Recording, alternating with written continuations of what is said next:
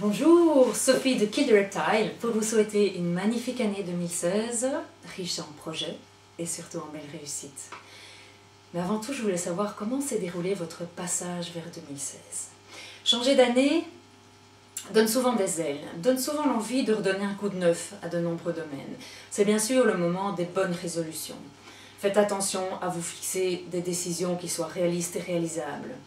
Sinon, vous allez vous saper le moral pour le restant de l'année. Démarrez un nouvel agenda, tout beau, tout neuf, qui ne soit pas encore gribouillé, surbooké, chargé de to-do list que l'on reporte de semaine en semaine. Bref, c'est comme ouvrir un nouveau livre où va s'écrire une belle histoire. La vôtre, celle de votre année à venir, pleine d'espoir. C'est aussi le moment que l'on choisit pour faire un tri, pour désencombrer nos armoires, nos tiroirs de toutes ces vieilleries, pour enfin faire place à nos nouveaux projets, à nos nouveaux rêves, ou à ceux qui sommeillent depuis des lustres dans nos têtes.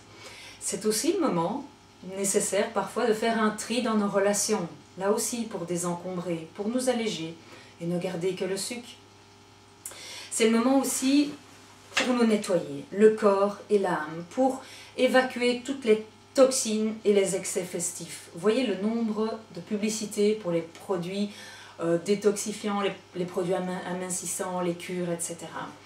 C'est le moment aussi où on a envie de reprendre de bonnes habitudes, qu'elles soient mentales, tiens, je me remettrai bien à la méditation, ou au yoga, ou comportementales, pour les uns ce sera arrêter de fumer, pour les autres reprendre le sport, bref, pour reprendre un petit peu sa vie en main. Donc, plus fortement qu'au printemps, qui est le moment où la terre se réveille, et finalement où nous on se contente de laver nos vitres, le cap de l'an 9, c'est souvent comme un nouveau départ, une nouvelle chance, un nouveau tremplin vers la possibilité d'être enfin un peu plus nous-mêmes, vers une vie plus saine, plus sereine, plus riche en découvertes et en accomplissement de soi.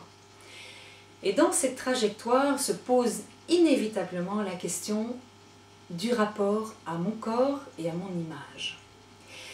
Parce que si l'on peut changer une série de choses au 1er janvier, on ne pourra jamais changer de peau ni de tête. Vous êtes et serez définitivement vous-même.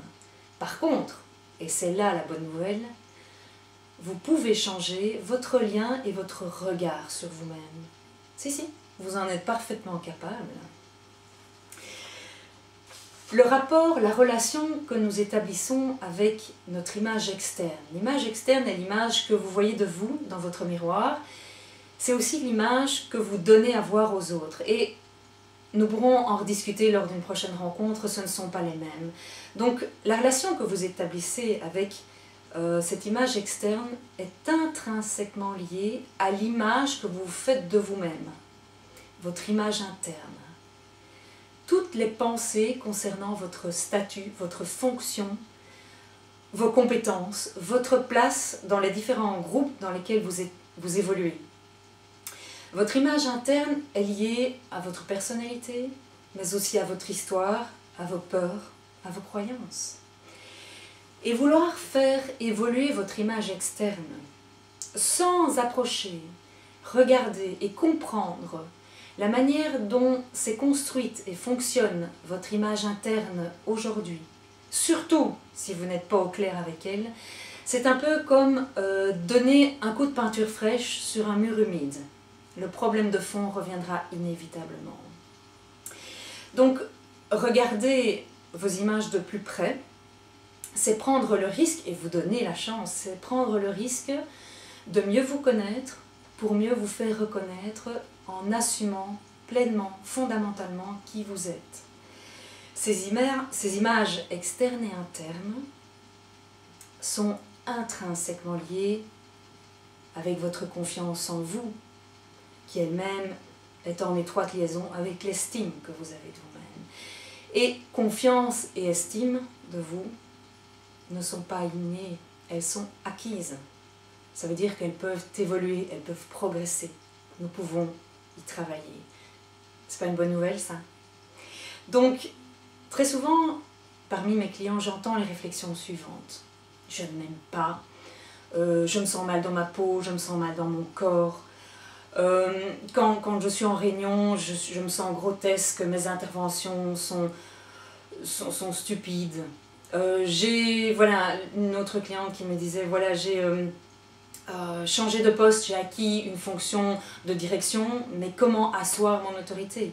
Comment avoir une image qui soit cohérente par rapport à ma nouvelle fonction? Une autre cliente qui me disait, tout le monde me trouve magnifique, on m'appelle Barbie. Mais moi je ne m'aime pas du tout, je ne me sens vraiment pas jolie. Une autre cliente encore qui me disait, je déteste tellement mon image que je n'ose même pas me regarder dans un miroir. Un client, retrouver une petite amie, dès que j'approche d'une femme, je rougis, je me sens mal à l'aise. Donc si comme ces réflexions que j'entends très souvent fait écho en vous, c'est qu'il est grand temps de vous prendre en main et d'agir sur vous et sur votre image. Pour retrouver vous aussi la facilité, l'aisance à vivre, à vous mouvoir dans le corps qui vous a été donné, pour gagner en confiance, en cohérence, en crédibilité, pour atteindre vos objectifs, pour réussir vos projets, pour assumer pleinement cette image et faire de votre vie une vie beaucoup plus belle. Donc, à vous de jouer et Kill the Reptile en 2016 pour qu'enfin votre image vous plaise, pour qu'elle fasse corps avec votre discours, pour qu'elle vous rende la vie plus belle. Il est temps d'unir l'être et le paraître et faire de votre image votre meilleur atout professionnel. Voilà, n'hésitez pas à me contacter pour de plus amples renseignements. Pour prendre contact avec moi, n'hésitez pas, vous avez toutes les coordonnées qui s'affichent et j'attends de vos nouvelles. À très très bientôt et que 2016 soit l'année de votre rayonnement. À bientôt, au revoir.